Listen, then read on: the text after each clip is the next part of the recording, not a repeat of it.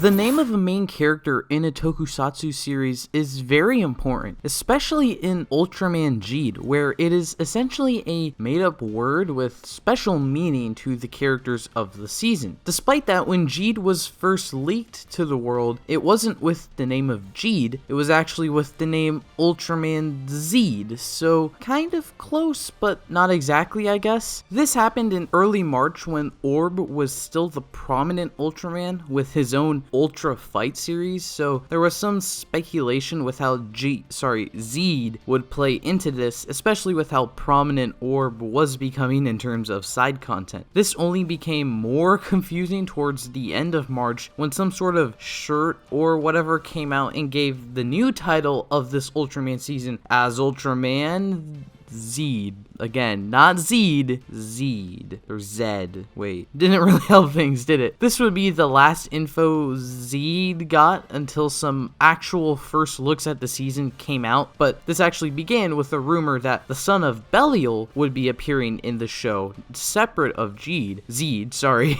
In addition to this blurry image of a poster that teased Zeed's look for about a day, as the first quarter was fully leaked basically the next day. It showed off the Fusion Riser, Zeed's primitive and fusion forms, Zero Beyond and the return of Zero, and the new Skull Gomora, Thunder Killer, and Pedanium Zeton Belial fusions, and the return of Belial. Very soon after, the official poster for the season was released, alongside Zeed's debut in Television magazines, which marked the debut of Riku as Zeed's human form, and the first look at the Zeed logo, which is about the time when everyone realized the name was actually Ultraman Geed, not Zeed. None of these words actually mean anything in the real world though, so it makes sense it was confused for so long. This all happened in April because the next month's magazine actually revealed all of the main cast, like pretty much everyone, and it's kind of hilarious. Eventually, all of these characters were part of an official season presentation, but Leija, Pega, Moa, Xena, Leito, and Kei's first appearances will forever be in the magazines. I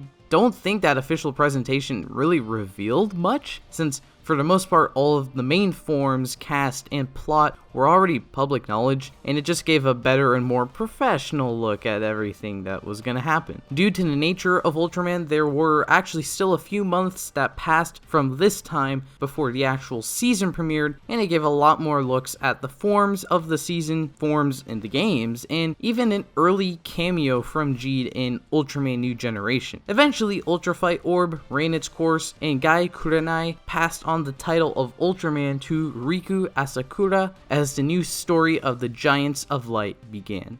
So Jeed is actually my first ever season of Ultraman. I started watching it over this past summer before Z aired, so that's where the live comes in the parentheses in that thumbnail. I was about halfway through Jeed when I started to watch Z, so that show is the first I've watched live, but Jeed is technically the first season I've started and finished in the Ultraman franchise. Because of that, I'm going to be treating everything through my personal lenses of watching Ultraman for the first time. I know that there are going to be a lot of moments in this video where I'm like, wow, look at this thing that I've never seen before in tokusatsu, but it's actually really common. In Ultraman, you're just gonna have to expect this because I want to give my first impression thoughts on the show as both a standalone season and as my introduction to Ultraman. So, sorry if I offend your vast knowledge of Ultraman, I am truly just a noob.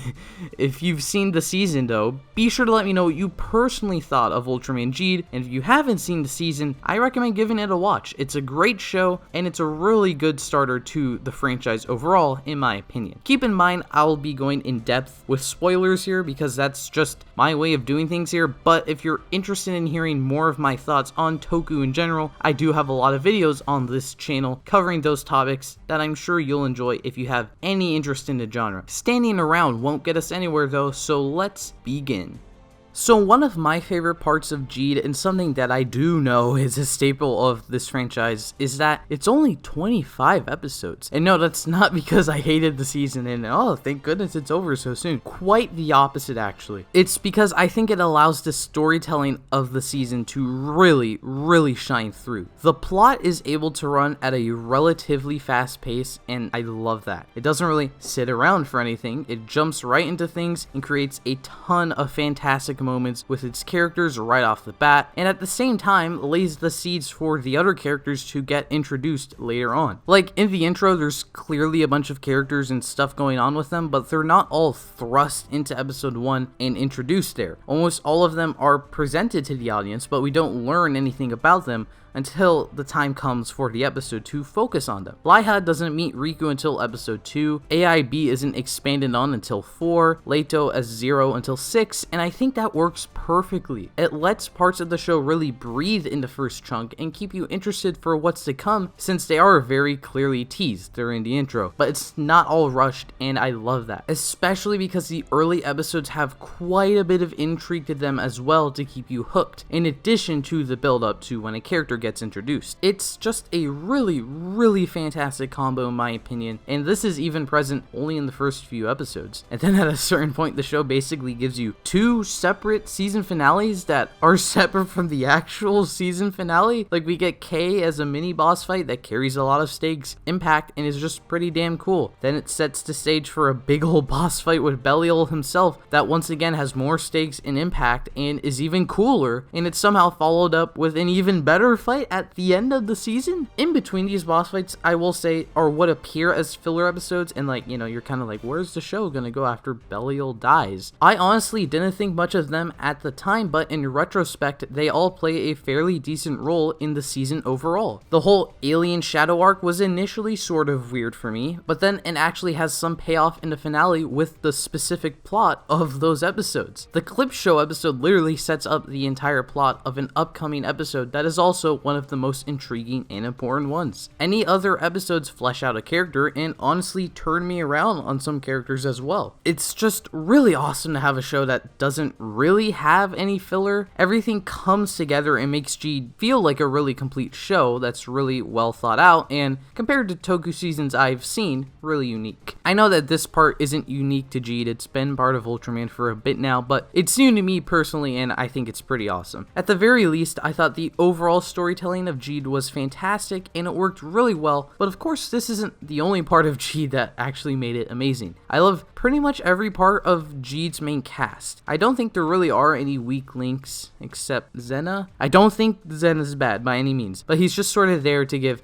AIB some sort of authority besides Moa, since she's usually comic relief kinda sorta. As I mentioned earlier, he did get a cool bit of background in those 2 episodes that focused on the general idea of alien shadows, but outside of that, he's just there. My biggest takeaway from his character is I think he's fine, but when I think of all the characters in Jeed, he's not really going to be my first thought. I also don't know how his face hologram thing works. Like, do other humans see this mouth moving, or does the mouth not move? Does no one question why his mouth doesn't move when he talks? The same thing applies to Moa, actually, not regarding the not moving mouth, I think just him as a character. I did enjoy Moa significantly more than Zena just because of her relationship to Riku, or lack of one, depending on how you want to look at things. They have a lot of fun interactions, and it was really fun to see them rekindle their friendship after being distant for so long, while Moa is trying to hide her secret of AIB, while Riku hides his secret of Jeed, so it makes them closer than they thought they were. It was a bit of fun. The episode where they revealed those 2 things to each other is also my favorite episode of Jeed because it's very wholesome. Look at how adorable these kaiju are, they're just so cute. Moa also got an interesting story overall, growing her role at AIB thanks to Zena, of course, so he does have that role in the story. My favorite part of Moa and Zena actually is more of what they represent as a part of AIB. Thanks to them, the Alien Investigation Bureau feels like a tangible part of this world that has actually existed for some time and and it's really just because there are these two characters we spend so much time with. Seeing them work together and try to hide the existence of aliens and more is fun, but it also makes AIB just feel like an established organization that really has been operating in the world for some time. It also helps that they're clearly a reference to Men in Black, right? Like, right down to their name and title, so that's cool as well. Never thought I'd see a reference to famous YouTuber Will Smith in Tokusatsu, but it's there in Ultraman Geed. Oh, that's hot. That's hot. AIB is of course not our only main character dynamic. That really belongs to Pega, Leija, and Riku and Rem. Rem is cool. She's a robot, so there's nothing more than that. So moving on. Pega was initially a fun side character, but over time I was sort of just confused about him. Like, where he came from, why he just chills with Riku, when that happened, none of that's really addressed, and it seems important until an episode near the end of the show that is another one of my favorites just because it actually did answer pretty much all my questions with this character. That episode did a really great job of solidifying the relationship between Riku and Pega, which is another thing I didn't really have a problem with, but actually seeing why it worked so well and how it came to be in a legitimate fashion was something I was still happy to see. At the end of the day, there's not really much with Pega, but I didn't think there needed to be. With his relationship to Riku being such a strong part of the season, all I wanted was an explanation for that, and I got it, so Pega is great. Leija is also great because of how badass she is. The actress does all her own stunts, so all of those fight scenes she's in have this extra level of stakes and seriousness I quite like. Although sometimes it's hard to fully take it seriously because her sword is really floppy and I don't understand how it can actually cut anything. How does it cut anything when it wiggles all the time? Especially how does it cut that straight effortlessly? Besides the wiggle, that level of seriousness with the fights is incorporated into Leija's character, interestingly, as the serious member of this team. I really liked how her tragic backstory sets up all her importance in the season. It sets up her rivalry with Kei, a key dynamic of the season. It gives a look at the beginning of the Little Stars and explains why she's so serious as well. And that seriousness never really wavers, and I think she's all the better for it. It creates some of the best moments in the season, both comedically and character-wise. The episode 11 scene where Leija reprimands Riku for getting a PlayStation 4 instead of a vacuum cleaner is absolutely iconic. I love it so much. It's such a simple scene, but it works so much because of her character, and it's just a great representation of these characters just being a lot of fun. Her seriousness is also a great way to motivate Riku as an Ultraman, either breaking him out of Belial's control, giving him his new form, and even training him for the missions ahead, which is a really nice touch considering the nature of Riku as an Ultraman. She just really adds to this season in so many ways, and she's definitely one of my favorite parts of it. She's also in Kamen Rider X8. I know a lot of you were going to point that out, and I beat you to it. She's in X8, and she does the same floppy sword thing, so this is clearly not an aesthetic choice unique to Jeed. So now let's actually get into the Ultramen of the season. Sort of in the middle of being an Ultraman, not my enjoyment of them, is Kei. For the first half of the season, I'm just really lukewarm on him. His personality is a lot of fun when he's operating in the shadows and just randomly summoning monsters, alongside his brief interactions with Belial. I liked how the character slowly discovered his intentions, most notably through him chronicling the battle between Zero and Belial in his popular series of books. It's a fun way to reveal his plans unique to this kind of character. He goes a bit downhill after the debut of Magnificent in his first defeat. That's not really the fault of the writing, it's just my fault. Kei reveals that he's been manipulating Riku this whole time, creating both him, the Fusion Riser, and intentionally getting him to harvest the Ultra Capsules for his master plan. And it's certainly a big reveal, a big twist, but like, I've seen this plan so many times. A nearly identical scheme happened in Kamen Rider Build, which was actually airing the same year. It was also kind of sorta in Kishiryu Sentai Ryu Soldier, and this same plot of the villains stealing all the gimmicks and forcing the hero to use a new form was also used in the previous season in Ultraman Orb. It's not a bad twist or idea for Kei, but it just kind of felt completely hollow since I've seen this near identical setup multiple times before and after. However, afterwards I think Kei significantly improved. The defeat of Belial made his plot so much more interesting, where we see him become desperate for power and realizes how much he worshipped Belial to the point where he decides to fulfill Belial's schemes on his own. That alone was a really cool idea, but then you add in this other author that helps him. Initially, I was like, oh, okay, there's just this weird woman who wants to help him destroy the world or something. She didn't detract at all from Kay. If anything, I thought she made him much more interesting when she was used to manipulate the heroes, and then it's just killed by Kay. It really showed how dedicated he was to Belial, despite his death. But then they reveal that she was Belial the entire time? And Kay has basically always been at Belial's mercy, but still working alongside Belial. And Belial has actually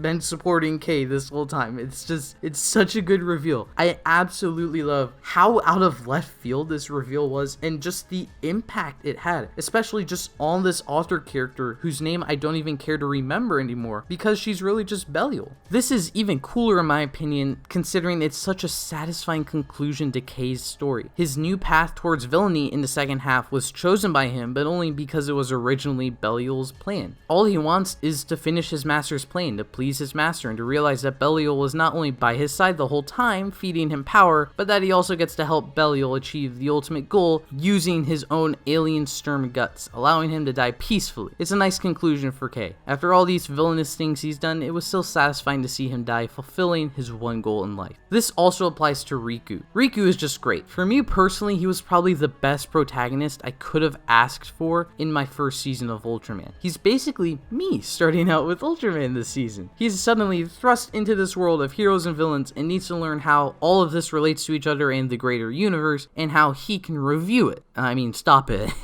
Seeing this kid learn that he has these powers dormant inside of him, and that he's part of this massive legacy of heroes, and over the course of the season slowly grow into this role and become the defender of Earth, was really awesome, especially when you take into account that his identity is almost entirely made up of one of the most evil beings in the universe, and he needs to spend the entire season beating back these pre-established opinions of him, ones that he has no control over. Was an interesting conflict. Both of these were pretty well established over the course of the season. To prove that he's separate from Belial, we have him proving himself to Leija, Zero, and AIB, and they all become his close allies before the end of the season, and overcome his own conflict as the son of Belial. We have that mid-season battle against Belial, where he quite literally separates himself from Belial as two single entities, and finds his own identity using the power of Ultraman. That's really cool, but then it gets taken a step further in the finale in the best way possible. This scene of the Ultramen rallying around Riku and fully lending him their powers, truly welcoming him into their ranks by creating copies of him, is just amazing. And to stop the final boss, Belial, his father, he defeats him not with the hate that Belial has had thrown at him for years, but instead with the love that he has been missing his entire life. The love only an artificially created son could give his father. Riku becomes his own Ultraman, accepted into their ranks despite their heritage, in turn helping his father let go of the hatred that placed them both in this position in a way that makes him his own Ultraman. I love this resolution and how he really helps his father rest. Definitely, totally never gonna see Belial again. Nope. Nope. And besides that, of course, Riku's just adorable. There's that PS4 scene, his general interactions with Pega and Moa, and overall he was just a great protagonist of this season, whether or not this was my first season of Ultraman. And there's really no other characters. These are some of the best characters in Toku, and specifically the best in this season, and you cannot change my mind. Take the wholesomeness of Riku and combine it with the badassery, and you get the Leito and Zero dynamic. These two are absolutely amazing together. Zero, the famous Ultraman rogue, leader of Ultimate Force Zero, and Leito, the salaryman of whatever town Jeed takes place in, and also just a really great dad. Making Leito just a normal dad, trying to provide for his family, makes his constant need to take on the powers of Zero even more dangerous than it normally would, and it gives Leito such a unique identity as a character here. It's also a great juxtaposition to Riku, the son of the Land of Light's greatest threat and currently only employed as an Ultraman, and Zero himself as the son of one of the Land of Light's greatest heroes. Once again, a great starter character for me personally in the Ultra franchise, getting to really connect to an everyday person, also thrust into a multiversal battle. Once again, the finale does a beautiful job of wrapping this all up with Leito's family revealing they've known he was Zero the entire time, and it really made me think they would actually kill Leito off, because it was such a heartfelt moment and it really solidified Leito as my favorite, so I'm really glad they didn't kill him off. I mean, they did kill him off, but then he was brought back, so Zero is really cool. That's about it. He's really badass, but as a pre-established character, his usefulness is mostly seen in how he highlights how average Leito thinks he is, but how extraordinary he can really be. I also really like the gimmick of signifying when Zero is in control by having him take off Leito's glasses as an inverse to him putting on his Zero Eye glasses to fully become Zero. All of these characters are really great and fun on screen in their own ways. It's just that Leito and Zero have such an amazing dynamic that together they surpass all the others and are together my favorite characters in Jeed. They're not my favorite overall part though.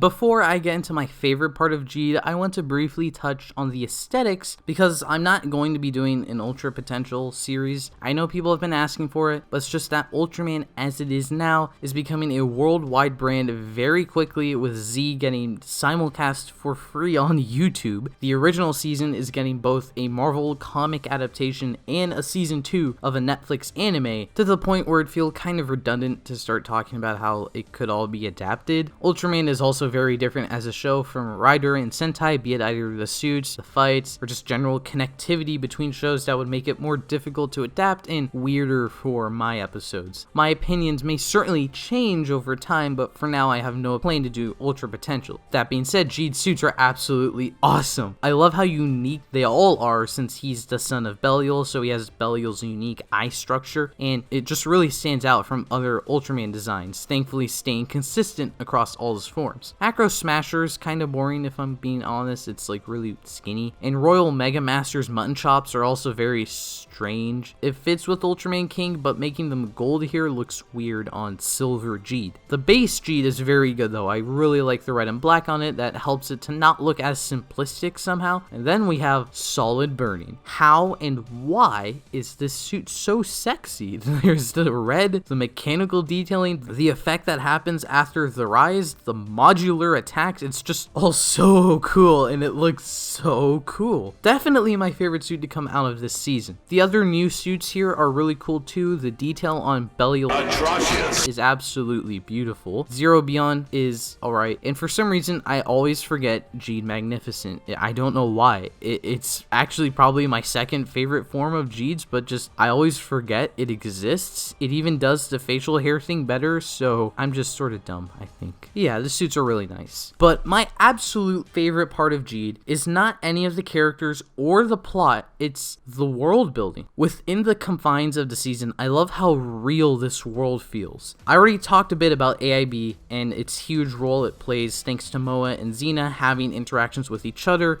and other characters of AIB that helps this feel like a real universe-wide organization, especially combined with the Alien Shadow, Pega's Race, the Alien Sturm, and this multitude of species that all appear. You combine this massive universe of aliens with this massive organization, and the result is the world of Jeed feeling much more real. Another example of this is Dawnshine. Dawnshine seems like a small part of Jeed, just as this little background tokusatsu show that Riku likes that creates a closer connection to Moa and further helps with the world building. But it's also a perfect representation of Riku's character growth. He starts off idolizing a hero with powers, one loved by all, and begins to implement those qualities into his life once he becomes a Dawnshine-like hero thanks to the power of Ultraman and Belial. Because of the nature of his power set, it becomes harder and harder for him to continue to follow Dawnshine's legacy and become as loved as Dawnshine, but the hero still helps Riku to pull through and do just what is right. And eventually, he finally does become a hero on the same level of Dawnshine that helps save the world, even to the point where he is now inspiring children to be heroes the same way Dawnshine inspired him. I really love that. It's not a massive part of the story, but it's so very subtle and it's just really impactful for me. The best world building of Jeed though, in my opinion, is its connection to the larger Ultraman universe. I love how this whole show is the finale to this decade-long battle between Zero and Belial, whose rivalry has been chronicled within a bunch of Ultraman movies, and both of these established characters now finish it all inside of this show. Jeed is the son of one of these pre-established characters and uses his powers and other pre-established characters on his own for more powers. A lot of these monsters are from older seasons as well, which is actually something that apparently happens a lot in Ultraman, and I do want to ask, is this Tsuburaya doing world building, or is it just budget? Like, when Ella King comes back in an episode, is it them going, we'll bring back Ella King because he was in older seasons and that'll be cool? Or is it, we have the Ella King suit, let's just use that for an episode? Just wondering. I don't really mind either way, because as I mentioned, I love this part of Jeed. Initially, I didn't want to start Ultraman because of this world building, because I was worried I'd be so confused watching the season and have to deal with questions like, who the hell is this Zero fella? Why does he hate Belial? What are all these monsters? But I didn't ask any of these questions at all. For the most part, these didn't need to be older characters. The season still works if you remove all of the fusions as older Ultramen and change Belial and Zero as just characters made exclusively for Jeed. Everything still works, but by utilizing all these older characters in ways that work for newer fans like myself, but still are faithful for the longtime fans, it just makes everything so much better. It further creates the feeling that Ultraman Geed is just one small part in a much grander story, a grander story you can go and experience yourself, and it makes the development of Riku and Leito even more impactful. It's even more inspiring to see the impact these everyday people have in such a large conflict just because they are doing the things that are right with the powers they have been given. And the best part of this is that it's not an idea exclusive to Jeed. I would say that this world building is a staple of recent Ultraman seasons, and I love it. As I said, I started watching Ultraman Z while I was watching Jeed, and that show not only brings back Jeed with a new form, but also just features the main villain of Orb, the season that came out before Jeed, as a main character. So I finished watching Orb because of Z. And then Orb features a massively expansive universe, the likes of which I have never seen before, which also features 4 other Ultramen, and now I want to watch Gaia.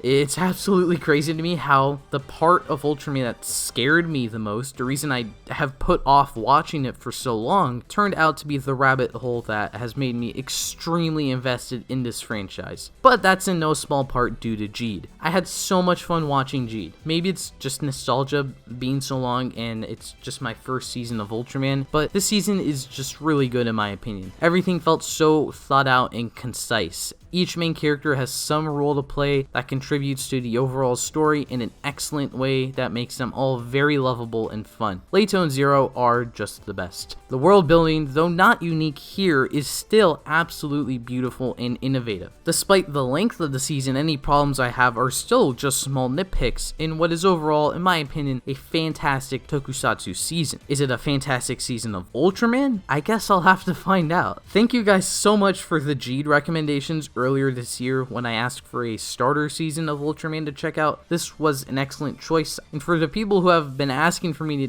to check out Ultraman in general for a while now, I hope you're looking forward to my future looks into this franchise and this first look. As I mentioned, thanks to how Ultraman just is, I'm probably going to end up on some path of my own for what to watch, but feel free to give me any recommendations down in the comment section, along with your own personal thoughts on Ultraman Geed as a season. If you enjoyed my first Ultraman video, please consider liking and sharing it, and subscribing to the channel for more tokusatsu content, and I hope to see you next time. Thank you for watching.